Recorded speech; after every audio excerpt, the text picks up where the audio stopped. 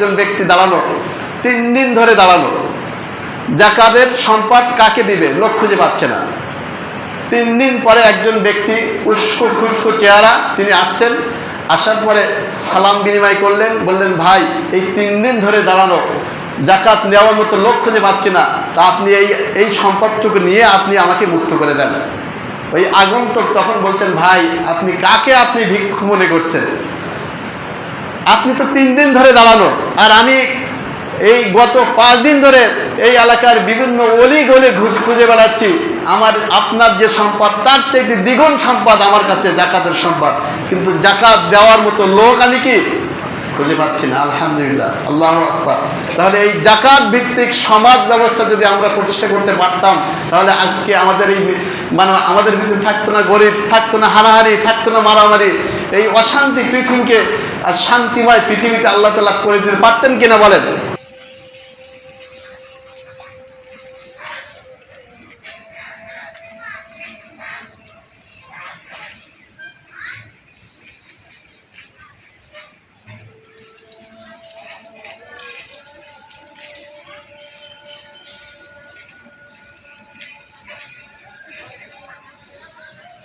وبركاته. إن الحمد لله الأكرم الذي خلق الإنسان وكرمه وعلمه من البيان ما لم يعلم، فسبحان الذي لا يحصى امتنانه باللسان ولا بالقلم. نشهد أن لا إله إلا الله وحده لا شريك له، ونشهد أن سيدنا ومولانا محمدا عبده ورسوله الذي أرسله بالحق بشيرا ونذيرا وداعيا إلى الله بإذنه وسراجا منيرا. فقد قال الله تعالى في كلامه المجيد وفرقانه الحميد: أعوذ بالله من الشيطان الرجيم، بسم الله الرحمن الرحيم. يا أيها الذين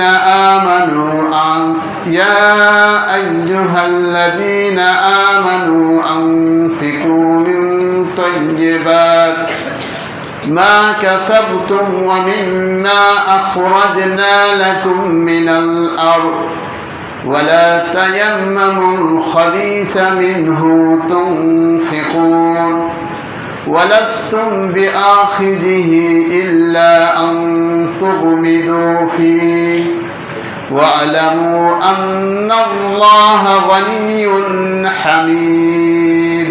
صدق الله العظيم. وعن أبو سعيد الخدري رضي الله تعالى عنه قال رسول الله صلى الله عليه وسلم: ليس فيما دون 5 أوساق من تمر ولا حب صدقة. رواه مسلم. أو كما قال عليه الصلاة والسلام: إن الله وملائكته يصلون على النبي يا أيها الذين آمنوا صلوا عليه وسلموا تسليما.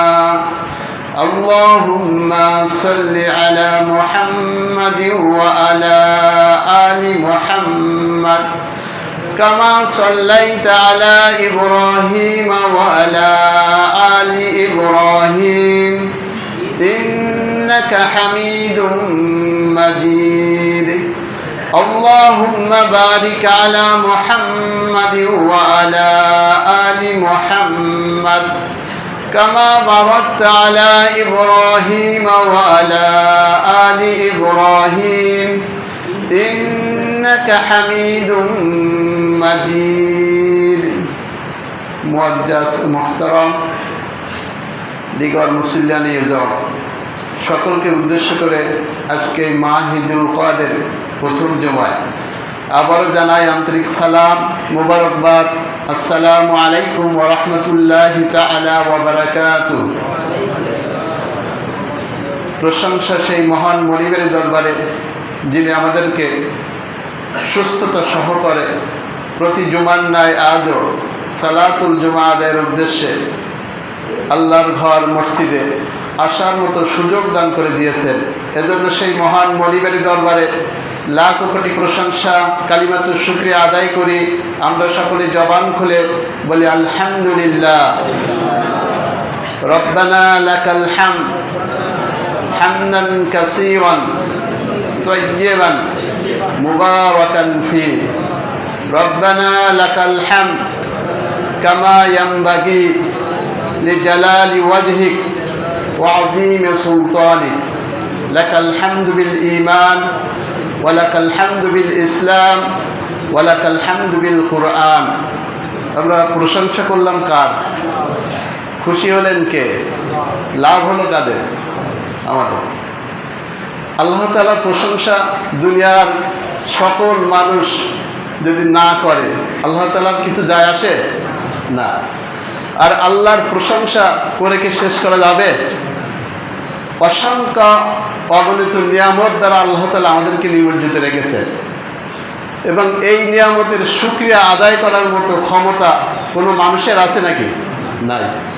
আল্লাহ সুবহানাহু ওয়া তাআলা কুরআনুল কারীমে বলছেন, বিসমিল্লাহির রাহমানির রহিম, ওয়া ইন তাউদ্দু নি'মাতাল্লাহি লা তুহসুহা। হে বান্দা, তোদেরকে যে অগণিত অসংখ্য যে নিয়ামত আমি আল্লাহ তাআলা দান করেছি, যদি এই নিয়ামত তোরা গুনতে চাস, গণনা করে তোরা শেষ করতে পারবি না। তাহলে নিয়ামতের গণনা করে শুকরিয়া আদায় করতে আমরা পারবো বলেন? না। এরপরও সর্বসময় আমাদেরকে প্রশংসা করতে হবে কার? আল্লাহ তাআলা। যদি প্রশংসা করি তাহলে লাভ আমাদের। আল্লাহ সুবহানাহু ওয়া তাআলা অন্যত্র বলছেন, লাইন শাকারতুম লা আযীদান্নাকুম ওয়া লাইন কাফারতুম ইন্না আযাবি লাশাদীদ। আল্লাহ বলছেন, যদি তোরা নিয়ামতের শুকরিয়া আদায় করিস তাহলে আমি আল্লাহ তাআলা তোদের শুকরিয়া আদায় করার মতো ক্ষমতা আরো বাড়িয়ে দেবো বলে সুবহানাল্লাহ। আর যদি না শুকরিয়া করি তাহলে কঠিন আযাবে আল্লাহ তাআলা আমাদেরকে গ্রেফতার করবেন। এজন্য সর্ব অবস্থায় যে হালতে আমরা থাকি সেই হালতে আমাদেরকে আল্লাহ তাআলার প্রশংসা করতে হবে। অনেক সময় আমরা একজন আরেকজনকে জিজ্ঞাসা করি, ভাই কেমন আছে? আমাদের কি বলতে হবে বলেন? আলহামদুলিল্লাহ। কারণ আপনার আমার হতে পারে জ্বর কিংবা অন্য কোনো রোগ, কিন্তু এমনও মানুষ আছে পৃথিবীতে আপনার আমার চাইতে কঠিন রোগ, ক্যান্সার থেকে শুরু করে আরও কঠিন রোগ। তাহলে সেই তুলনায় আল্লাহ তাআলা আপনাকে আমাকে কি করেছেন? ভালো রেখেছেন। এই জন্য আগেই আমাদেরকে বলতে হবে আলহামদুলিল্লাহ। এরপরে যে আপনি শিকায়ত করতে পারেন যে ভাই শরীরটা ভালো না, জ্বর, এই অসুবিধা, সেটি পরে বলতে পারেন, কিন্তু আগে বলা যাবে না। সম্মানিত উপস্থিতি, সাথে সাথে শতকোটি দরুদ এবং সালাম পেশ করি বিশ্ব মানবতার মুক্তির দূত সাইয়্যিদুল মুরসালিন রাহমাতুল লিল আলামিন জনাবে মুহাম্মদুর রাসূলুল্লাহ সাল্লাল্লাহু আলাইহি ওয়াসাল্লামের উপর। দোয়া এবং মাগফিরাত কামনা করি সকল ইমানদার মর্দে মুজাহিদ দ্বীনি ভাইদের জন্য, যারা নিজের জান ও মালকে আল্লাহর পথে বিলিয়ে দিয়ে আল্লাহর দ্বীনকে প্রতিষ্ঠা করার লক্ষ্যে যুগে যুগে যারা কাজ করেছেন, সেই সমস্ত মর্দে মুজাহিদ ভাইদের জন্য আমরা সেই মহান রবের দরবারে তাদের জন্য মাগফিরাত কামনা করি, বলি আল্লাহুম্মা আমিন। সম্মানিত হাজিরিন, গত জুমায় আমরা কুরআনুল কারীমের 49 নম্বর সূরা সূরাতু আল হুজুরাত এর 13 নম্বর আয়াতে কারিমাকে সামনে রেখে গত একটি মাস মাহে রমাদান আমাদেরকে যে উপহার নিয়ে এসেছিল, তথা সিয়াম, কিয়াম, কুরআন এবং তাকওয়া। তো গত জুমায় আমরা এই 13 নম্বর আয়াতে কারিমার উপরে ভিত্তি করে তাকওয়া তথা আল্লাহ তাআলার ভয় এই বিষয়ের উপর আমরা আলোচনা করেছিলাম। আল্লাহ তাআলা যেন আমাদের সকলকে আমাদের দিলে, আমাদের হৃদয়ে আল্লাহর ভয় যেন জাগরিত হয়, এই তৌফিক যেন বা এই ধরনের জীবন পরিচালনা যেন আমরা করতে পারি, সেই তৌফিক যেন আল্লাহ তাআলা আমাদের সকলকে দান করে দেন, বলি আল্লাহুম্মা আমিন। আজকে আমি আপনাদের সামনে কুরআনুল কারীমের সর্ববৃহৎ সূরা 2 নম্বর সূরা সূরাতুল বাকারা, যেখানে মোট আয়াত সংখ্যা 286, রুকু 40টি, যেটি নবী করিম সাল্লাল্লাহু আলাইহি ওয়াসাল্লামের মাদানী জীবনীতে যে সূরাটি অবতীর্ণ হয়েছিল, এর একটি আয়াত 267 নম্বর আয়াত আমি আপনাদের সামনে তেলাওয়াত করেছি। এই আয়াতকে সামনে রেখে আজকের এই জুমায় একটি বিশেষ তথা একটি বিশেষ দিক তথা ইসলামের যে বুনিয়াদ, 5টি যে স্তম্ভ, এই 5টি স্তম্ভের তৃতীয় যে স্তম্ভ যে যাকাত, এবং যার একটি পাঠ তথা ওসর, এই বিষয়কে সামনে রেখে আজকের জুমায় কিছু কথা বলার চেষ্টা করব। আল্লাহ তাআলা যেন প্রথমে আমাকে আমলের নিয়তে বলার এবং আমরা যারা এখানে উপস্থিত হয়েছি সকলকে আমলের নিয়তে শোনার মতো তৌফিক যেন দান করে দেন, বলি আল্লাহুম্মা আমিন। আল্লাহ সুবহানাহু ওয়া তাআলা এই পৃথিবীতে কাউকে করেছেন ধনী এবং কাউকে করেছেন গরিব। সকলকে সমানকে আল্লাহ তাআলা করেছেন নাকি? না। তো ধনীরা শুধু ধনী হবে আর যারা গরিব তারা গরিবই থেকে যাবে, এটি আল্লাহ তাআলা চান না। এজন্য ইসলামী সমাজ ব্যবস্থায়, জীবন ব্যবস্থায় ইসলামের তৃতীয় যে বেনা, তৃতীয় যে স্তম্ভ তথা যাকাত, এটি আপনার আমাদের জন্য আল্লাহ তাআলা ফরজ করে দিয়েছেন। এবং এই যাকাতের একটি পার্ট তবে একটি স্তর, যা 6টি ভাগে আমরা বিভক্ত করতে পারি। একটা হলো যেমন স্বর্ণরৌপ্য, এবং আরেকটি নগদ টাকা, ব্যবসায়িক সম্পদ, গবাদি পশু, এবং আরেকটি হলো ভূমি থেকে উৎপন্ন ফল এবং ফসল। তো আজকের এই জুমায় এই ভূমি থেকে উৎপন্ন ফল এবং ফসল এর হক কি, কেন দিতে হবে, ওসর আমাদেরকে কেন প্রদান করতে হবে বা কারা প্রদান করবে, করলে লাভ কি, না করলে ক্ষতিই বা কি, এই বিষয়টিকে সামনে রেখে মূলত কিছু কথা বলার চেষ্টা করব। সুবহানাকা লা ইলমা লানা ইল্লা মা আল্লামতানা। প্রথমে এই আয়াতটির একটি শানে নজুল আমাদের জানা প্রয়োজন। তাফসিরে তাবারির ভিতরে এসেছে, বারা ইবনে আজিব রাদিয়াল্লাহু তাআলা আনহু তিনি বর্ণনা করছেন, যখন রাসূল আকরাম সাল্লাল্লাহু আলাইহি ওয়াসাল্লাম মক্কা থেকে হিজরত করে মদিনায় আসলেন, আসার পরে মসজিদ নববী যখন প্রতিষ্ঠিত হলো, এখানে মদিনার যে সমস্ত আনসার সাহাবী আজমাইন যারা ধনী সম্প্রদায় ছিল, এদের উৎপন্ন খেজুর থেকে কিছু খেজুর তারা মসজিদ নববীর কিছু স্তম্ভে লটকিয়ে রাখতেন। এবং আমরা সকলে জানি রাসূল আকরাম সাল্লাল্লাহু আলাইহি ওয়াসাল্লামের যে হুজরা মা আয়েশা সিদ্দিকা রাদিয়াল্লাহু তাআলা আনহা তিনি যেখানে থাকতেন, তার উত্তর পাশেই আসহাবে সুফফা, সাহাবী আজমাইনগণ যাদের স্ত্রী পুত্র কিংবা নগদ টাকা পয়সা অর্থ সম্পদ বলতে কিছুই তারা ছিল না, এবং এনারা এখানেই থাকতেন। যখন কোনো হাদিয়া তোহফা আসতো আল্লাহ রাসূল সাল্লাল্লাহু আলাইহি ওয়াসাল্লামের নিকট, তারা সেটি খেয়ে তাদের জীবন নির্বাহ করতেন। এই খেজুর যখন সেই মসজিদ নববীর খুঁটি যখন লটকিয়ে রাখা হতো, তারা সেখান থেকে তাদের যখন ক্ষুধা পেত সেখান থেকে তারা খাইত। এবং আপনার আমার মতো কিছু মানুষ আমাদের সমাজেও আছে, তদানীন্তন সময়ে ছিল, যারা আল্লাহর পথে অর্থ সম্পদ আসলে সেভাবে ব্যয় করতে চাইতো না, কৃপণতা অবলম্বন করত। আর যদিও করত, সবচাইতে খারাপ বা যেটি বাজারে চলে না, বিক্রয় হয় না, এ ধরনের কিছু বস্তু তারা দান সৎকার করত।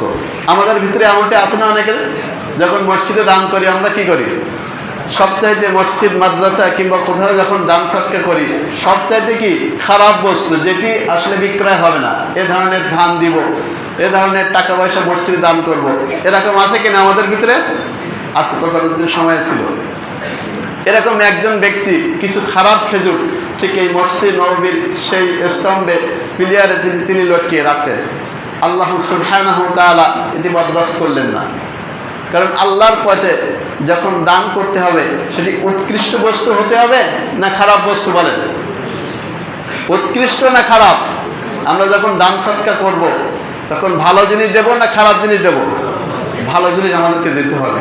আল্লাহ সুবহানাহু ওয়া তাআলা সেই ব্যক্তির শানে এই কোরআনুল কারীমের সূরাতুল বাকারার 267 নম্বর আয়াত আল্লাহ তাআলা তার শানে তেলাওয়াত নাজিল করে আল্লাহ তাআলা জানিয়ে দিলেন। আল্লাহ সুবহানাহু ওয়া তাআলা বলছেন, বিসমিল্লাহির রাহমানির রাহিম, ইয়া আইয়ুহাল্লাযীনা আমানু আনফিকু মিন তাইয়্যিবাত মা কাসাবতুম ওয়া মিম্মা আখরাজনা লাকুম মিনাল আরদ ولا تيمموا الخبيث منه تنفقون ولستم بآخذه إلا أن تغمضوا فيه واعلموا أن الله غني حميد।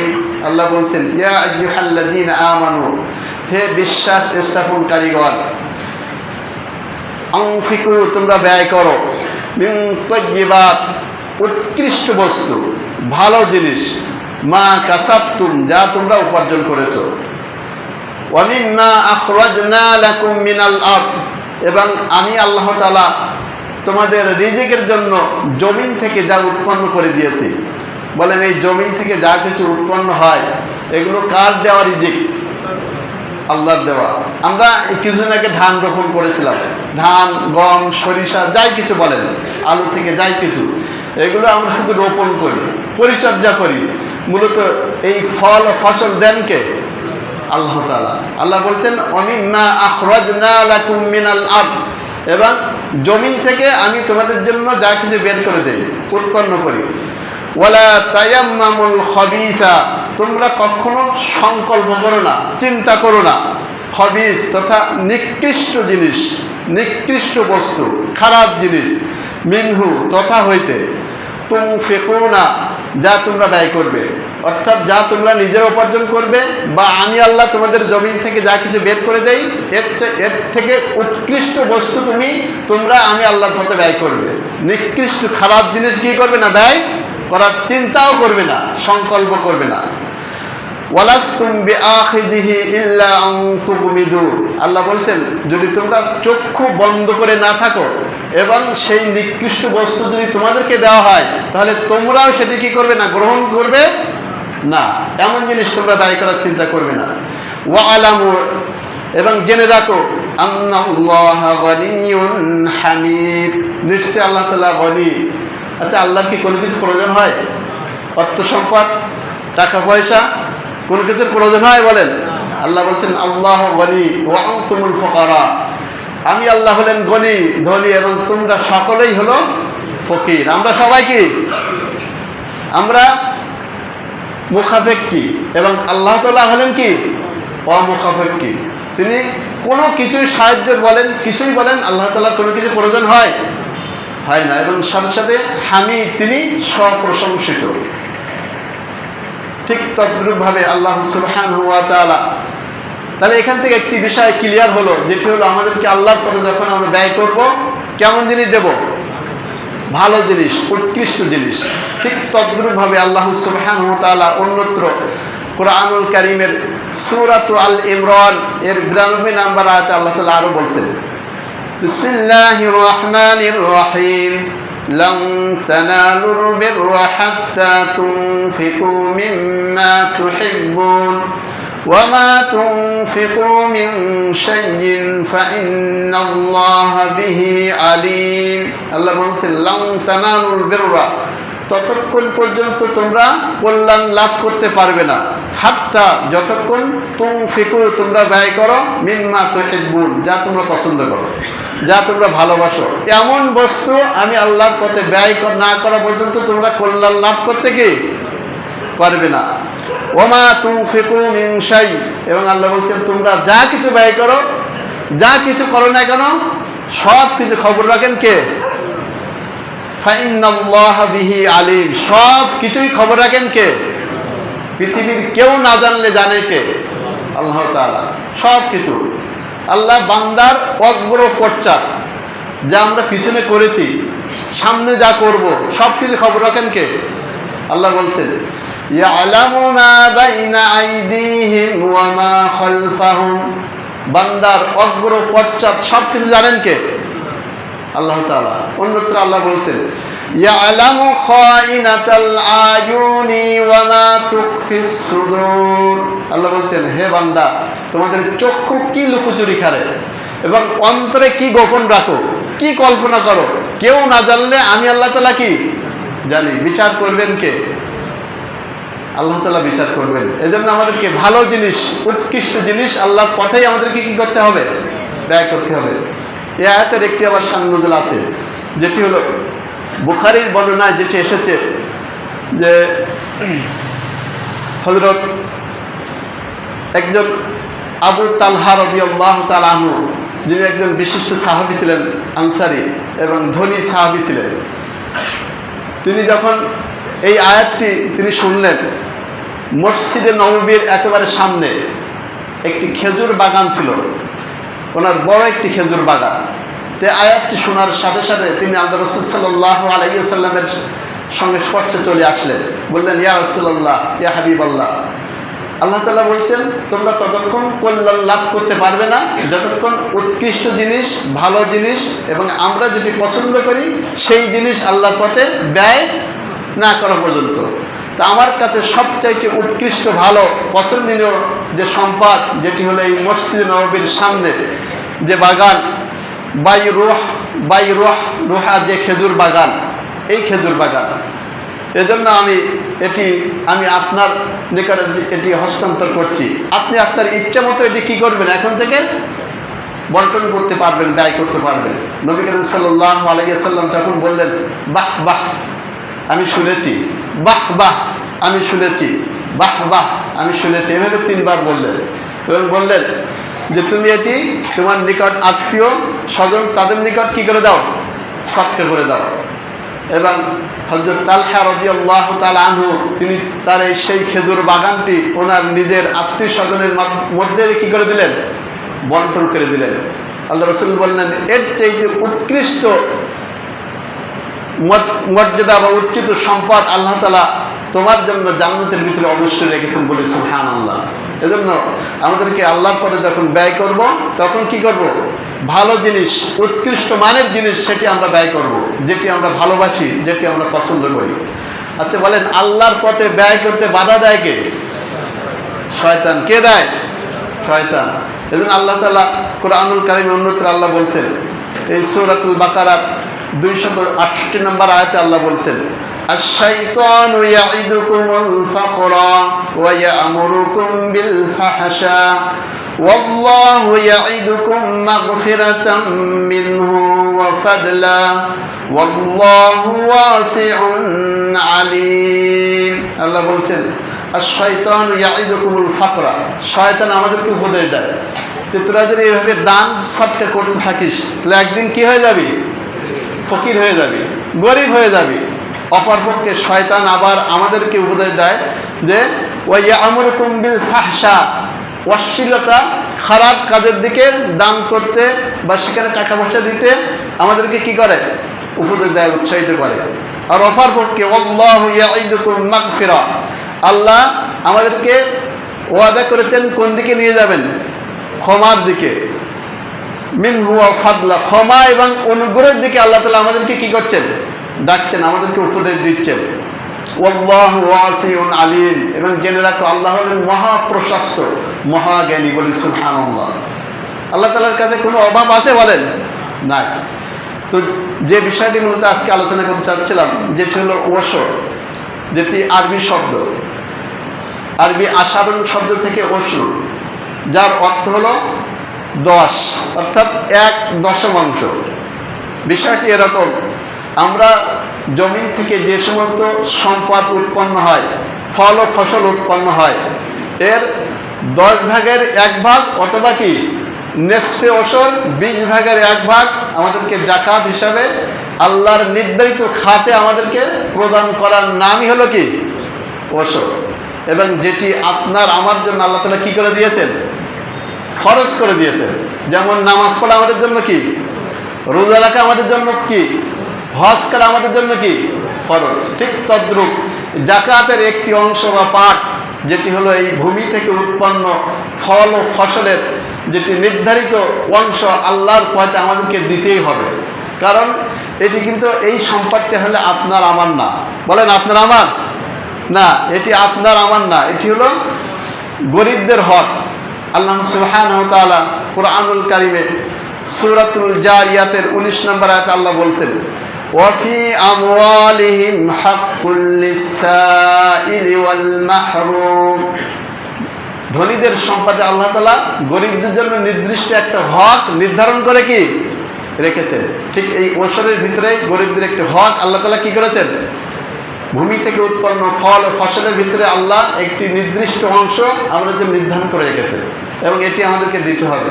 এখানে যদি আমরা টাল বাহানা করি, যদি কোনো প্রকার প্রতারণার আশ্রয় নেই, তাহলে কি আমরা সেই কঠিন বিপদের দিনে আমরা কি মুক্তি পাবো? বলেন, নাজাত পাবো? পাবো না। এজন্য এটি আমাদেরকে প্রদান করতেই হবে। এবং কখন প্রদান করব সেই নির্দেশনা এটিই কিন্তু আল্লাহ তাআলা আমাদেরকে জানিয়ে দিয়েছেন। আল্লাহ সুবহানাহু ওয়া তাআলা সূরাতু আল আনআম এর 141 নম্বর আয়াতে আল্লাহ তাআলা বলছেন, বিসমিল্লাহির রাহমানির রহিম, ওয়া হুয়াল্লাযী আনশাআ জান্নাতিন মা'রুশাতিন ওয়া গায়রা মা'রুশাত ওয়ান নাখলা ওয়াজ জারআ মুখতালিফান উকুল والزيتون والرمان متشابها وغير متشابه كلوا من ثمره إذا أثمر وآتوا حقه يوم حصاده ولا تسرفوا إنه لا يحب المسرفين।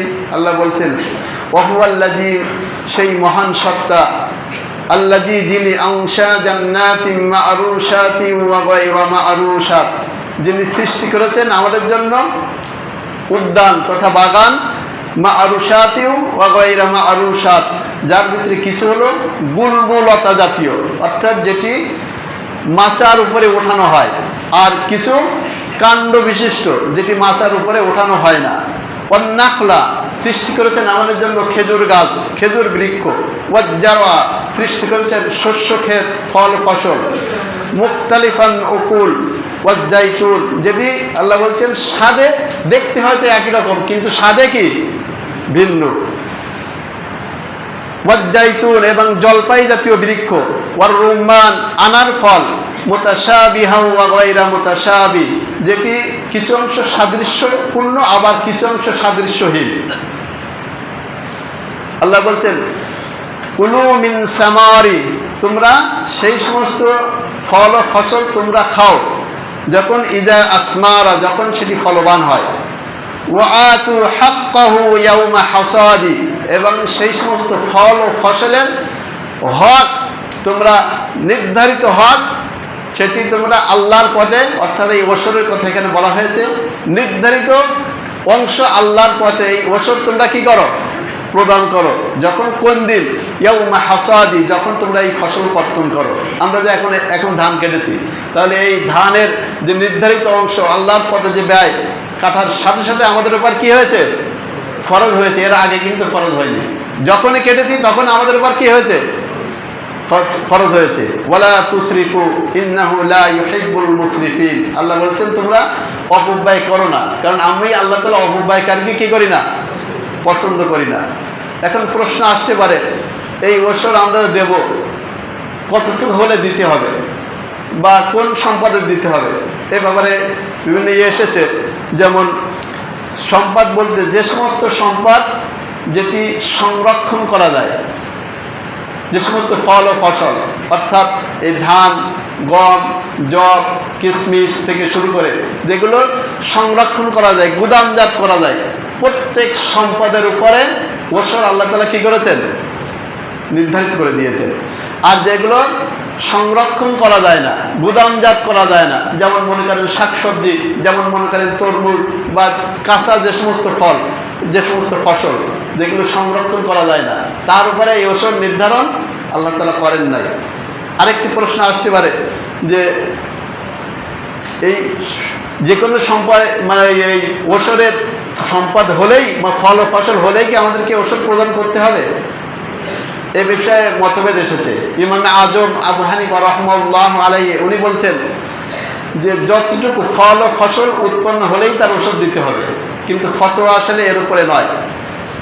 অন্যান্য ইমামগণ এবং যে ফতোয়া যেটি নির্ধারণ করা হয়েছে যেটি হলো যতক্ষণ পর্যন্ত 5 ওয়াসাক এবং যার পরিমাণ এসেছে আমাদের যে ওজন 25 মণ যতক্ষণ পর্যন্ত না হবে ততক্ষণ আপনার উপরে এই ওষুধকে ওয়াজিব ফরজ আপনার উপরে হবে না। আল্লাহ রাসূল সাল্লাল্লাহু আলাইহি ওয়াসাল্লাম বলছেন, ওয়ান আবু সাঈদ খুদরি রাদিয়াল্লাহু তাআলা আন قال قال النبي صلى الله عليه وسلم ليس فيما دون 5 أوساق من تمر ولا حب صدقة رواه মুসলিম। যতক্ষণ পর্যন্ত এই 5 ওয়াসাক পরিমাণ ফল ও ফসল আপনার উৎপন্ন না হবে ততক্ষণ পর্যন্ত আপনার উপরে এই ওষুধ কি হবে না? ফরজ হবে না। অর্থাৎ এই 5 ওয়াসাক বলতে 25 মণ। এখানে কিন্তু একটি বিষয় আছে, যাকাতের ক্ষেত্রে, যাকাত ফরজ দেওয়ার ক্ষেত্রে কিছু কিছু শর্ত দেওয়া আছে, 9টি 10টি। যেমন আর কি সম্পদ নির্ধারিত 1 বছর থাকা, এরপর নেশাব পরিমাণ সম্পদ হওয়া, প্রয়োজনে অতিরিক্ত হওয়া, ঋণগ্রস্ত না হওয়া, মুসলমান হওয়া, প্রাপ্তবয়স্ক হওয়া, এরকম 8টা 10টা শর্ত আছে। কিন্তু এখানে কিন্তু কোনো শর্ত নাই। আপনার 25 মণ ধান, গম, যব, কিশমিশ এ ধরনের ফসল যখনই হবে, তাই আপনি গরিব হতে পারেন, আপনি ঋণগ্রস্ত হতে পারেন, যাই হোক না কেন, যখনই আপনার 25 মণ ধান হবে, গম হবে, যব হবে, কিশমিশ হবে, তখন আপনার যদি এই বর্তমান সময় হয় তাহলে এখানে নেসফে ওষুধ, যেহেতু এই পানির দাম আমাদেরকে কি করতে হয়? দিতে হয়। এখানে কিন্তু ওষুধ ফুললি না, এখানে নেসফে ওষুধ, অর্থাৎ 5 ভাগের 1 ভাগ, অর্থাৎ 20 বস্তায় 1 বস্তা আপনাকে এই আল্লাহ তাআলার নির্ধারিত খাতে আপনাকে দিতে হবে। এবং সাথে সাথে বলে রাখা ভালো, এই ওষুধের সম্পদ বা জাকাতের জিনিস এই মসজিদ বলেন, মাদ্রাসায় বলেন, আমরা যে সমস্ত দান সাদকা করি এখানে কিন্তু দেওয়া যাবে না। নির্ধারিত 8টা খাত অন্য সময় আমরা আলোচনা করেছি, সেই 8টি খাতে আপনাকে দিতে হবে। এখানে যেটি দেবেন সেটি কি? আল্লাহর পথে ব্যয় করবেন, দান করবেন, আলাদা জিনিস। কিন্তু ওষুধের জিনিস দিয়ে মসজিদ মাদ্রাসায় আপনি দিতে পারবেন না। এবং আরেকটি বিষয় যেটি আছে, যেটি হলো যদি নাকি আমি দেই তাহলে ভালো, আল্লাহর হুকুম আমি পালন করলাম, যদি না দেই তাহলে কি? না দিলে কি কোনো শাস্তির বিধান আছে নাকি বলেন?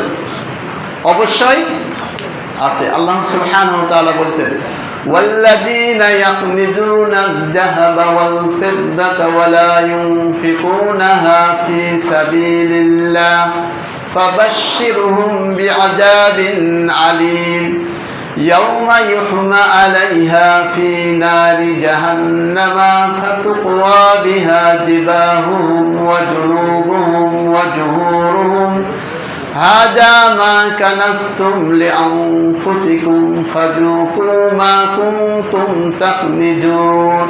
এখানে স্বর্ণ রৌপ্য নগদ টাকার কথা বলা হয়েছে। সাথে সাথে এই একই বিষয়, আপনি যদি ফল ও ফসল যদি ভূমি থেকে উৎপন্ন এর ওষুধ যদি আপনি না দেন, ঠিক তদ্রূপ এই সমস্ত সম্পদ কিয়ামতের দিন আপনার আমার জন্য আযাবের কারণ হবে। এটি জাহান্নামের আগুনে কি করা হবে? প্রজ্বলিত করা হবে, জ্বালানো হবে। এবং আপনার পৃষ্ঠদেশে, আপনার আর কি চোয়ালে, আপনার পিঠে সেদিনকে এই সম্পদ আর কি সাপে রূপান্তরিত করে আপনার দংশন করতে থাকবে এবং বলতে থাকবে, আনা মালুক আনা কামজুক, আমি তোমাদের সেই সঞ্চিত সম্পদ, আমি তোমার সেই মাল যাতে জাকাত না দিয়ে, ওসর না দিয়ে যেটি জমা করে রেখেছিলে, আজকে সেই সম্পদের আস্বাদ আজকে কি করো? গ্রহণ করো। আচ্ছা বলেন, সেই মানে সেই সাপের চক্ষুগুলো হবে সেটি আগুনের তৈরি এবং তার যে দংশন যে করতে থাকবে এটি এত বিষধর। আল্লাহ রাসূল সাল্লাল্লাহু আলাইহি ওয়াসাল্লাম হাদিসের ভিতরে বলছেন, যদি সেই একটা দংশন যদি সে জমিনে করত তাহলে জমিনে কোনো প্রকার এই গাছপালা বৃক্ষলতা কিছুই জন্মত না, বলি নাউযুবিল্লাহি মিন যালিক। সহ্য করতে পারবেন বলেন? তাহলে আমাদেরকে এখন যে সময় আমাদের যে ধান উঠেছে, যাদের ধান হয়েছে 25 মণ, হিসাব করবেন বাড়িতে। আপনার অনেকে মনে করেন যে খোরাকি এর থেকে বাদ যাবে, খোরাকি কিন্তু বাদ যাবে না। টোটালি 25 মণ হলেই আপনাকে কি করতে হবে? তাই আপনার খোরাকি থাক, ঋণ থাক, যাই থাক না কেন, এটা বিষয় না। 25 মণ হলেই আপনার এখন 20 বস্তায় 1 বস্তা কি ওষুধ আপনাকে দিতে হবে। আর যখন এই আর কি আউশ ধান যখন এই মৌসুম আসবে, তখন কিন্তু এই পানি দেওয়ার ইয়ে থাকে না, মানে টাকা দিয়ে পানির দাম দেওয়া লাগে না। এই জন্য তখন আপনার কিন্তু পূর্ণ ওষুধ, অর্থাৎ 10 বস্তায় 1 বস্তা আপনাকে দিতে হবে। একটা কথাই বলে আমি শেষ করছি, যে ইবনে মাজার একটি হাদিসের ভিতরে এসেছে, আল্লাহ নবী সাল্লাল্লাহু আলাইহি ওয়াসাল্লাম বলেছেন, হযরত ওমর ইবনুল খাত্তাব রাদিয়াল্লাহু তাআলা হাদিসটি বর্ণনা করেছেন যে, হে মুহাজিরগণ, 5টি কর্ম তোমাদের মধ্যে যেন দেখা না দেয়। আমি আল্লাহর কাছে প্রার্থনা করছি তোমাদের ভিতরে যেন এই 5টি কর্ম না দেখা দেয়, এর অন্তর্ভুক্ত তোমরা যেন না হও। যদি হও তাহলে তোমাদের জন্য কঠিনতম বিপদ তোমাদের জন্য কি করছে? অপেক্ষা করছে। এবং যার একটি হলো, যখন কোনো সম্প্রদায়ের ভিতরে অশ্লীলতা, বেহায়াপনা, নগ্নতা প্রকাশ্য রূপ নেয়, আল্লাহ নবী সাল্লাল্লাহু আলাইহি সাল্লাম বলছেন, তখন সেই সম্প্রদায়ের ভিতরে এমন রোগ ব্যাধি আল্লাহ তাআলা ছড়িয়ে দেন, যা তাদের পূর্বপুরুষদের ভিতরে এ ধরনের রোগ ব্যাধি কখনো কি ছিল না। আজকে বলেন, আজকে যে সমস্ত নতুন নতুন রোগ সৃষ্টি হচ্ছে আমাদের ভিতরে, এটি কি আগে ছিল? না।